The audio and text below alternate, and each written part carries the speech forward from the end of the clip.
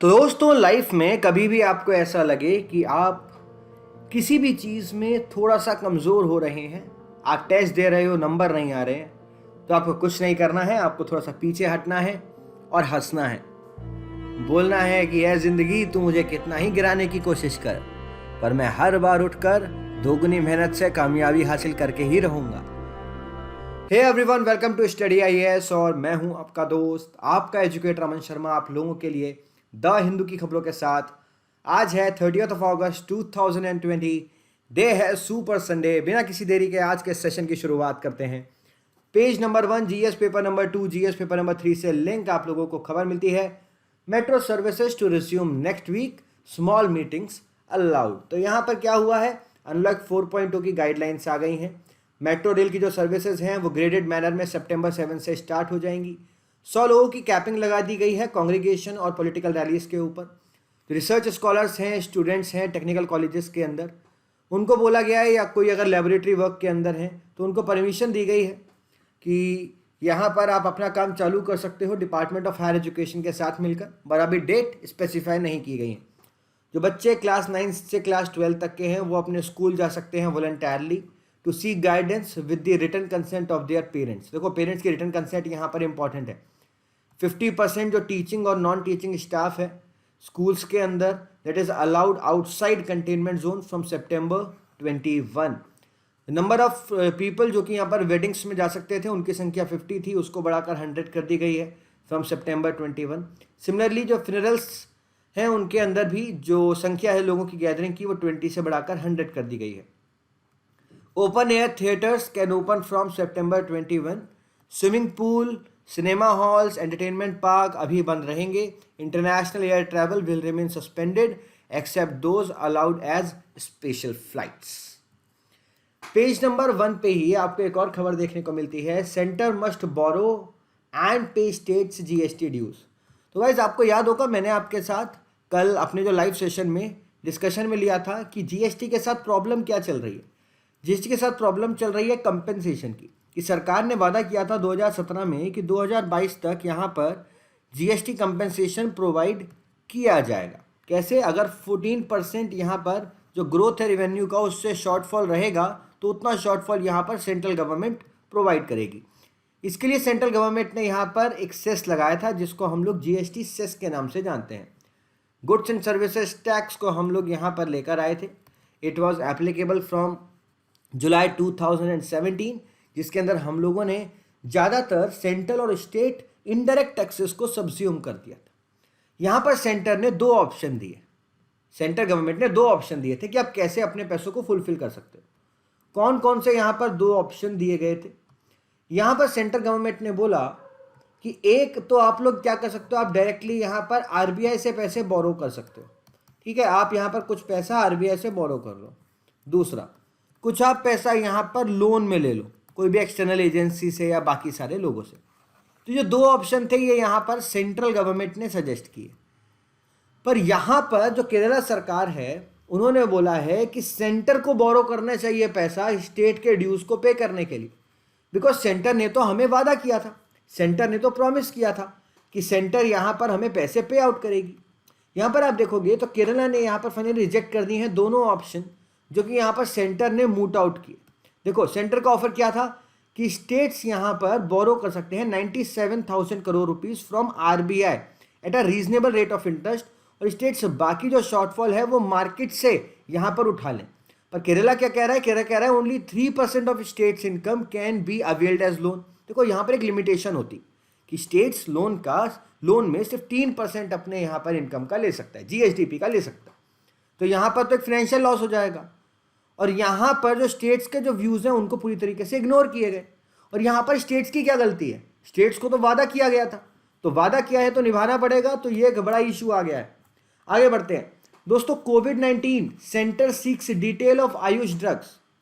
Union ministry of AYUSH ने यहाँ पर कुछ डिटेल्स मांगी हैं about the licensing application for ayurvedic, Siddha and यूनानी ड्रग्स, और क्लिनिकल ट्रायल्स के क्या यहाँ पर रिजल्ट रहे हैं इन मेडिसिन के। सारी स्टेट से, सारी यूटी से यहाँ पर ये चीज़ें मांगी गई हैं।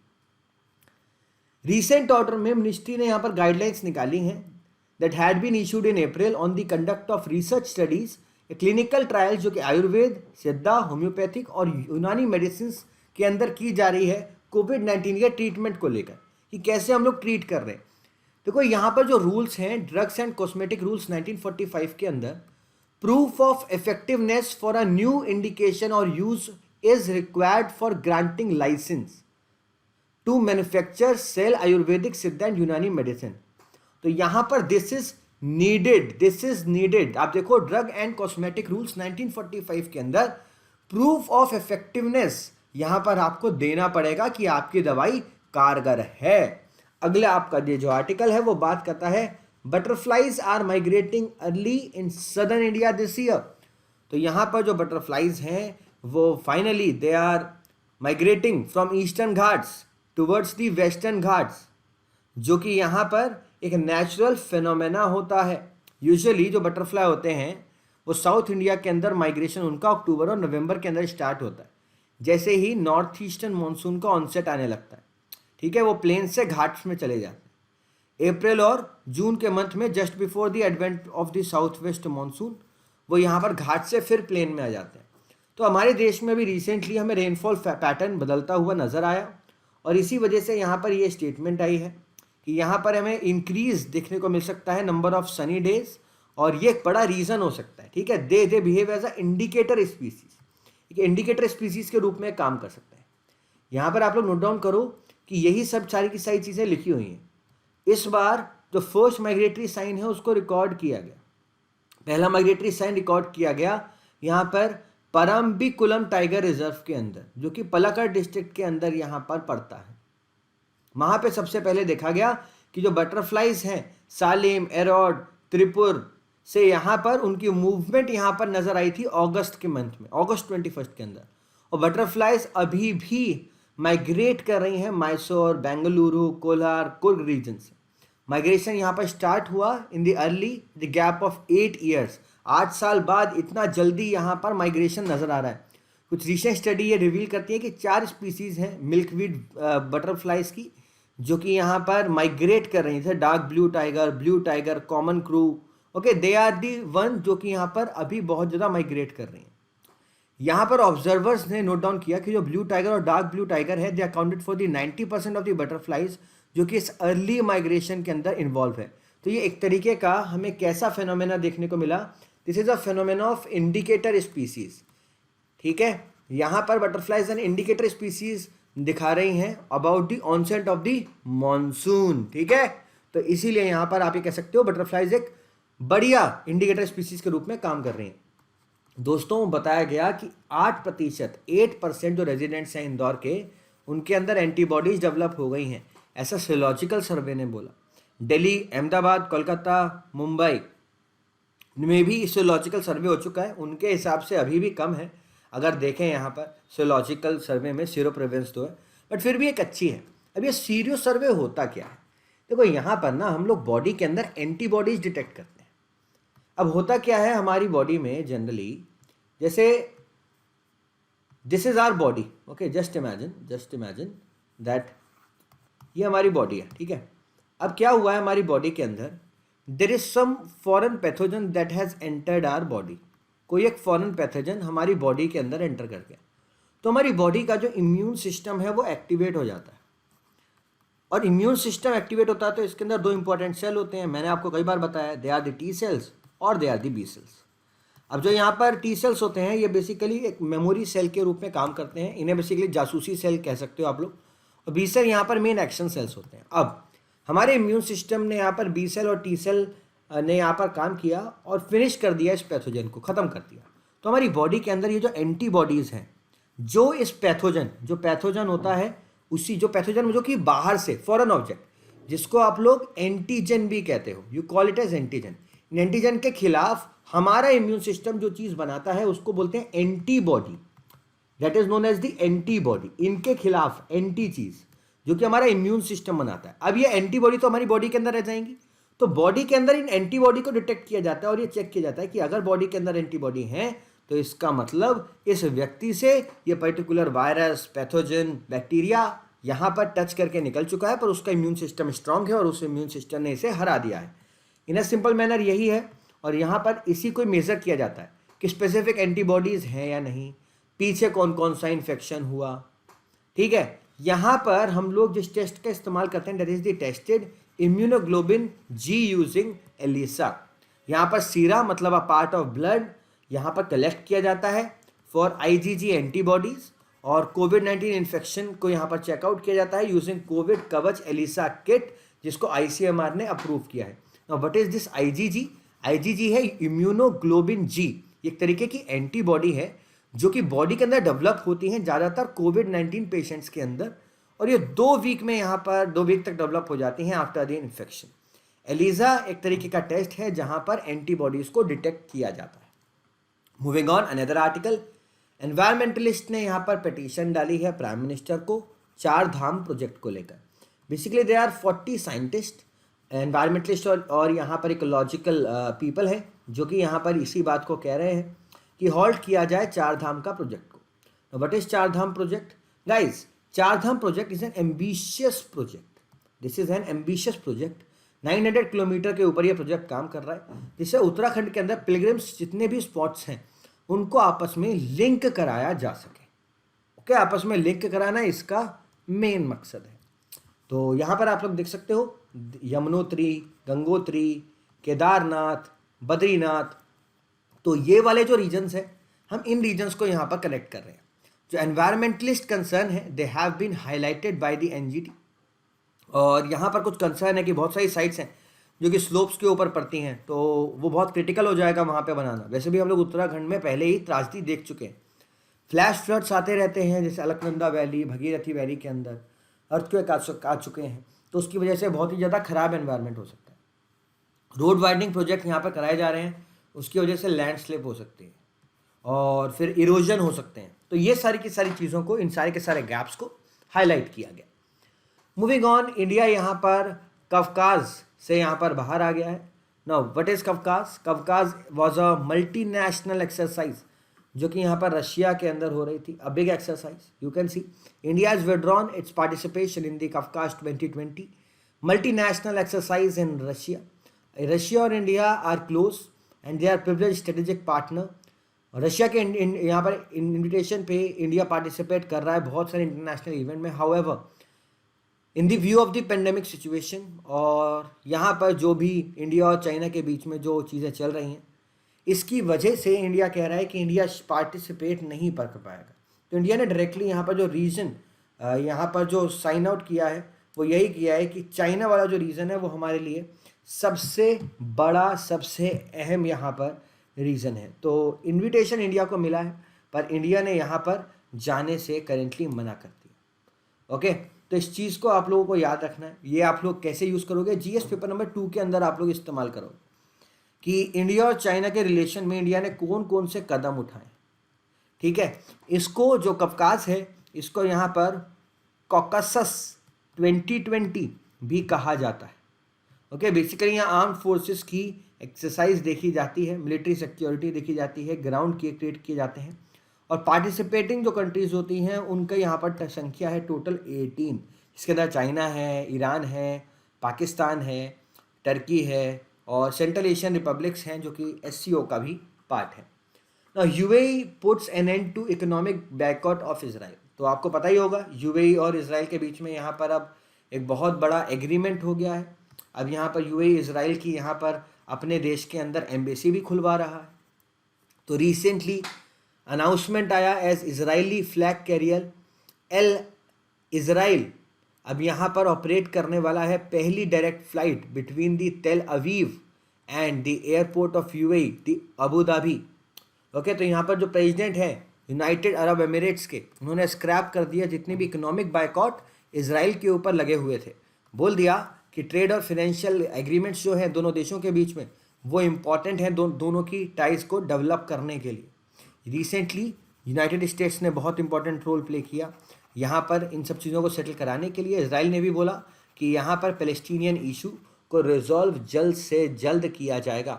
इजराइल के एग्रीकल्चर मिनिस्टर ने यहाँ पर इस चीज़ को भी साफ कर दिया कि जॉइंट प्रोजेक्ट यहाँ पर करेंगे, खासकर ऑयल को लेकर, तेल को लेकर और फूड सिक्योरिटी को लेकर यहाँ पर किया जा सकता है। वेस्ट एशिया की पॉलिटिक्स पूरी की पूरी बदल गई है इस बड़े डिसीजन के बाद। Now moving on, remove anti-dumping duty on viscose staple fiber। तो यहाँ पर textile mill and fabric manufacture ने यहाँ पर एक रिक्वेस्ट करी है कि जो स्टेपल फाइबर है उसके ऊपर से यहाँ पर जो एंटी डंपिंग ड्यूटी है वो हटाई जाए। अब यहाँ पर मेन चीज़ है कि what is anti dumping duty. Guys, anti dumping duty वो टैक्स होता है, वो ड्यूटी होती है जिसको किसी भी प्रोडक्ट के इंपोर्ट या सर्विस के इंपोर्ट के ऊपर लगाया जाता है जब हमें ये लग रहा है कि हम लोग इंपोर्ट तो कर रहे हैं पर जो फॉरेन कंट्री है, जो फॉरेन सेलर है, वो अपने खुद के देश के प्राइस के, खुद के प्रोडक्ट के प्राइस से सस्ते प्राइस में हमारे देश में बेच रहा है, जिससे वो हमारी देश की डोमेस्टिक जो यहाँ पर इंडस्ट्री है उसको ख़त्म कर सके, जैसे चाइना करता है ना।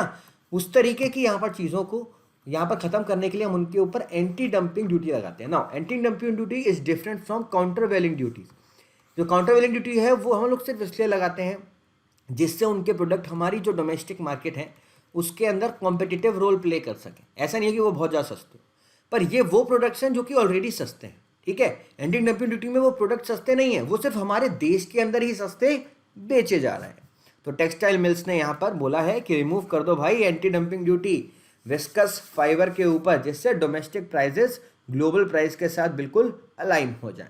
ना यहाँ पर साइंस एंड टेक वाला जो पेज है, पेज नंबर 11 आज, उसके अंदर कुछ चीज़ें आई हैं। चीज़ें आई है यहाँ पर अफ्रीकन बबाब को लेकर। अफ्रीकन बबाब जिसको ट्री ऑफ लाइफ भी कहा जाता है, it is also known as the tree of life. वो थाउजेंड्स ऑफ ईयर तक सर्वाइव कर सकता है, इस तरीके का वो पेड़ होता है।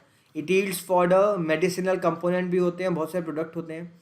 रिसर्च स्टडी ने बोला है कि इस पेड़ के अंदर 168 क्रोमोजोम्स हैं।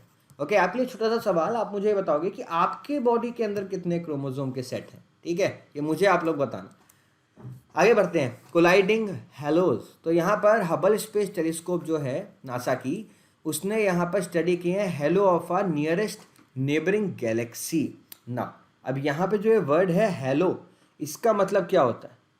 हाँ जी, what is the meaning of the word hello in space? किसी को पता है? चलो गाइस, हेलो का मतलब है यहाँ पर एक्सपेंशन, एक तरीके का expansion is known as the halo. Okay, तो यहाँ पर आप लोगों को देखने को मिला there is a galaxy known as Andromeda 1.3 million light years away, और वहाँ पे उसका जो हेलो है, इसका ये जो पूरा रीजन है, it is spreading almost half way up to our Milky Way galaxy. तो गैलेक्सी का जो हेलो है, it is appearing to be bumping in to our Milky Way galaxy. ऐसा लग रहा है जैसे हमारी मिल्किंग वे गैलेक्सी के अंदर ये बम्प कर रहा है। ओके, उस चीज़ को हम लोग क्या बोल रहे हैं, वो हेलो कर रहा है। तो जो हेलो है अराउंड एंड्रोमेडा, ये वाला जो रीजन है, जो खाली रीजन है, इस पर्टिकुलर चीज़ को यहाँ पर देखा गया। गैगेंटिक हेलो क्या होता है? जो स्फेरिकल कंपोनेंट होता है किसी भी गैलेक्सी का, जैसे कि हमारी मिल्की वे है ना, इसका जो स्फेरिकल कंपोनेंट है, इसी को ही हम लोग बोलते हैं यहाँ पर हेलो। ना आपके लिए एक और आर्टिकल आया है, ये मेमोरी टी सेल से यहाँ पर बिलोंग करता है। मेमोरी टी सेल में ओनली रिड्यूस कोविड-19 सेवेरिटी। तो यहाँ पर बात हुई है कि हमारा, देखो अभी पीछे मैंने आपको हमारे इम्यून सिस्टम के बारे में कुछ चीज़ें आपको मैंने एक्सप्लेन करी, उन्हीं सब चीज़ों को ध्यान में रखते हुए ये वाला आर्टिकल आया। यहाँ पर बात हो रही है कि जो हमारा इम्यून सेल है, they move faster and stronger response upon exposure to कोविड-19। SARS-CoV-2 के समय पर बहुत तेज़ी से ये रिस्पॉन्स करने लगते हैं, बहुत तेज़ी से ये रिएक्ट करने लगते हैं। इन सब चीज़ों से रिलेटेड गाइस 6 पेपर्स पब्लिक किए गए हैं, और 20 to 25% लोगों के अंदर, जिनके अंदर कोई इन्फेक्शन नहीं हुआ नोवल कोरोना वायरस का, ये देखने को मिला कि जब उनके अंदर यहाँ पर हम लोग SARS-CoV-2 जैसे वायरस से रिएक्ट कराते हैं, तो हमें जो रिएक्शन है वो बहुत तेज़ी से नज़र आता है, बहुत तेज़ रिएक्शंस हैं।